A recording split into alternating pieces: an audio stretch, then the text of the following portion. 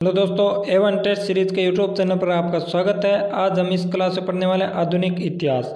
आधुनिक इतिहास में 1905 से लेकर 1950 तक का घटनाचक्र पढ़ने वाले हैं। 1905 की डेट इसलिए महत्वपूर्ण है क्योंकि इस समय बंगाल विभाजन हुआ था। 1905 से बंगाल विभाजन हुआ था। बंगाल विभाजन के समय गवर्नर जनरल लॉर्ड कर्जन था। बंगाल विभाजन के समय गवर्नर जनरल लॉर्ड कर्जन था। 1907 में सूरत अधिवेशन।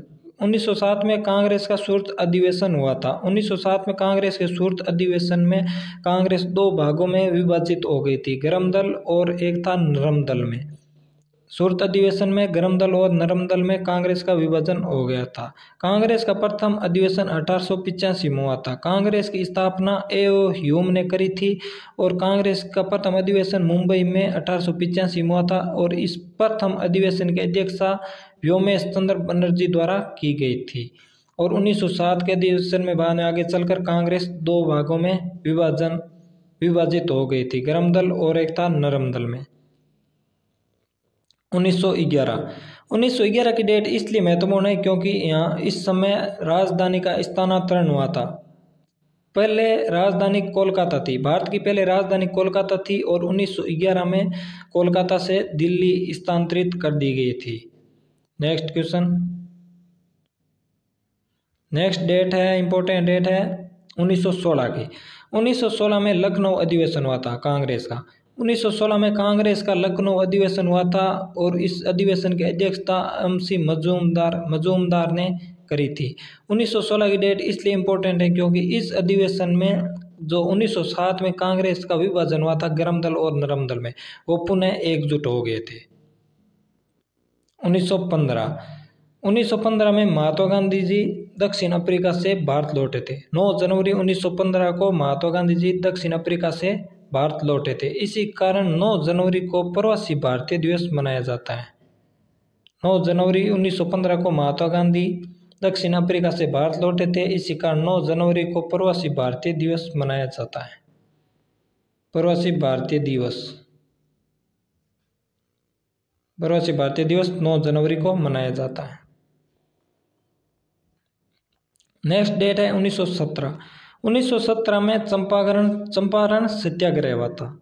ये महात्मा गांधी जी का 1915 में भारत लौटने के बाद प्रथम सत्याग्रह था। महात्मा गांधी जी ने इस सत्याग्रह में भाग राजकुमार शुक्ला के कहने पर लिया था और चंपारण सत्याग्रह बिहार में हुआ था। 1917 में चंपारण सत्याग्रह बिहार में हुआ था और राजकुमार शुक्ला के कहने पर महात्मा गांधी जी ने इस सत्याग्रह में भाग लिया था।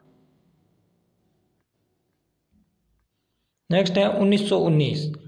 1919 की डेट इसलिए महत्वपूर्ण है क्योंकि इस समय रोलेट एक्ट का एक कानून पारित हुआ था जिसे काला कानून के नाम से भी जाना जाता है। काला कानून के नाम से भी जाना जाता है। रोलेट एक्ट 1919 में पारित हुआ था। इसमें ना अपील और ना दलील के कुछ भी नहीं था, सीधा गिरफ्तारी होती थी, इसलिए इसे काला कानून की संज्ञा दी गई थी। रोलेट एक्ट को काले कानून की संज्ञा दी गई थी। नेक्स्ट डेट है इंपॉर्टेंट 13 अप्रैल 1919। 13 अप्रैल 1919 को जलियांवाला बाग हत्याकांड हुआ था अमृतसर में। जलियांवाला बाग हत्याकांड 13 अप्रैल 1919 को हुआ था और इस की जांच के लिए हंटर आयोग की स्थापना की गई थी।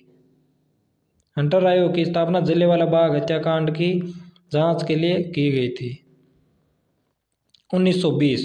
1920 में असहयोग आंदोलन की शुरुआत की गई महात्मा गांधी जी द्वारा। 1920 में असहयोग आंदोलन की शुरुआत महात्मा गांधी जी के द्वारा की गई थी और आगे चलकर 1922 में चोरी कांड हुआ था, उसके कारण असहयोग आंदोलन को स्थगित करना पड़ा। 15 फरवरी 1922 की डेट इसलिए इम्पोर्टेंट है क्योंकि इस दिन चोरी कांड की शुरुआत हुई थी गोरखपुर यूपी से। इसी चोरी हत्याकांड के कारण ही 1920 का असहयोग आंदोलन महात्मा गांधी जी ने स्थगित कर दिया था और केसरे हिंद की उपाधि त्याग दी थी। नेक्स्ट है 1923। 1923 में स्वराज पार्टी की स्थापना हुई थी 1923 में स्वराज पार्टी की स्थापना की गई थी। इसमें चित्तरंजन दास और मोतीलाल नेहरू द्वारा स्वराज पार्टी की स्थापना की गई थी, इसलिए 1923 की डेट इम्पोर्टेंट है।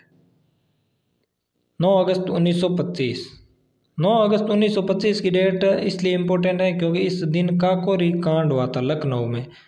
इसमें रामप्रसाद बिस्मिल, चंद्रशेखर आज़ाद थे, बिस्मिल्लाह खान भी थे।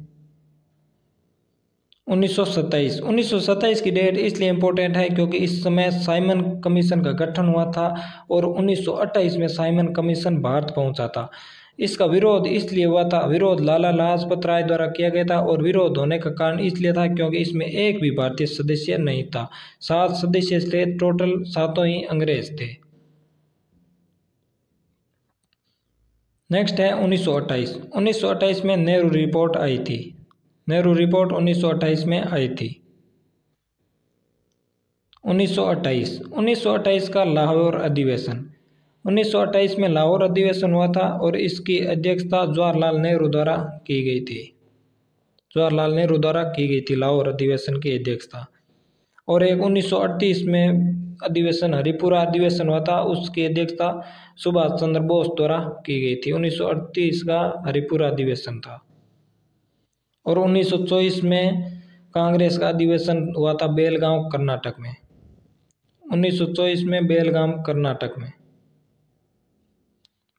कर्नाटक में कांग्रेस का अधिवेशन हुआ था 1924 में और इसकी अध्यक्षता, और ये एकमात्र अधिवेशन था इसकी जिसकी अध्यक्षता महात्मा गांधी जी द्वारा की गई थी।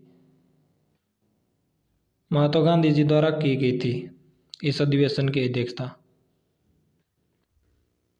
12 मार्च 1930 को दांडी यात्रा की शुरुआत हुई थी अहमदाबाद के साबरमती आश्रम से। साबरमती आश्रम की स्थापना 1916 में की गई थी।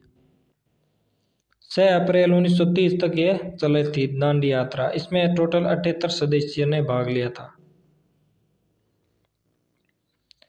5 मार्च 1931 को गांधी इरविन समझौता। महात्मा गांधी और लॉर्ड इरविन के मध्य 5 मार्च 1931 को गांधी इरविन समझौता हुआ था। 1931 का कराची अधिवेशन। 1931 में कांग्रेस का कराची में अधिवेशन हुआ था। इस अधिवेशन की अध्यक्षता सरदार वल्लभ भाई पटेल द्वारा की गई थी।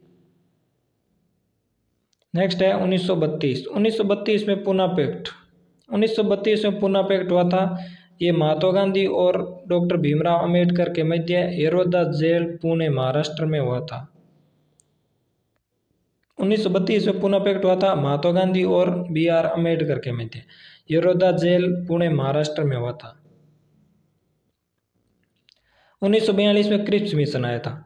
1942 में क्रिप्स मिशन आया था और इस क्रिप्स मिशन को महात्मा गांधी जी द्वारा पोस्ट डेटेड चेक की संज्ञा दी गई थी। पोस्ट डेटेड चेक की संज्ञा महात्मा गांधी जी द्वारा क्रिप्स मिशन को दी गई थी।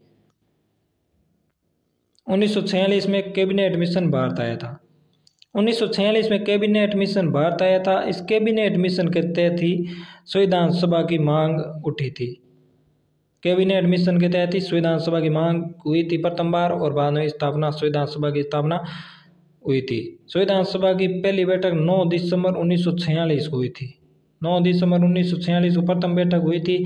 इसमें अस्थायी अध्यक्ष सच्चिदानंद सिन्हा को चुना गया था। बाद दूसरी बैठक हुई थी 11 दिसंबर 1946 को संविधान सभा की दूसरी बैठक हुई थी। इसमें इस समय डॉक्टर राजेंद्र प्रसाद को स्थायी अध्यक्ष बना दिया गया था संविधान सभा का और ये भारत के प्रथम राष्ट्रपति बने थे। 13 दिसंबर 1946 की डेट इसलिए इम्पोर्टेंट है क्योंकि इस समय उद्देश्य प्रस्ताव जवाहरलाल नेहरू द्वारा लाया गया था, जो आगे चलकर 22 जनवरी 1947 को लागू हुआ था। 22 जनवरी 1947 को लागू हुआ था। 3 जून 1947 को माउंटबेटन योजना आई थी। इसी माउंटबेटन योजना के तहत ही भारत और पाकिस्तान का विभाजन या बंटवारा हुआ था। माउंटबेटन योजना के तहत 26 नवंबर 1949 को संविधान निर्माण पूर्ण हुआ था और 26 जनवरी 1950 को संविधान लागू हुआ था। 15 मार्च 1950। 15 मार्च 1950 को योजना आयोग की स्थापना हुई थी। 15 मार्च 1950 को योजना आयोग की स्थापना हुई थी। इसके अध्यक्ष प्रधानमंत्री होते हैं। योजना आयोग के अध्यक्ष प्रधानमंत्री होते हैं। योजना आयोग आगे चलकर अगस्त 2014 में योजना आयोग को भंग कर दिया गया। इसके स्थान पर 1 जनवरी 2015 को नीति आयोग की स्थापना हुई थी। 1 जनवरी 2015 को नीति आयोग की स्थापना योजना आयोग के स्थान पर ही की गई थी। यह योजना आयोग का नाम परिवर्तित कर दिया गया, नीति आयोग बना दिया गया इसको। नीति आयोग के अध्यक्ष भी प्रधानमंत्री ही होते हैं। वर्तमान में नीति आयोग के अध्यक्ष नरेंद्र मोदी है, प्रधानमंत्री। नीति आयोग के पहले सीईओ या वर्तमान में सीईओ अमिताभ कांत नीति आयोग के सीईओ हैं। और नीति आयोग के उपाध्यक्ष है राजीव कुमार नीति आयोग के वर्तमान में उपाध्यक्ष हैं।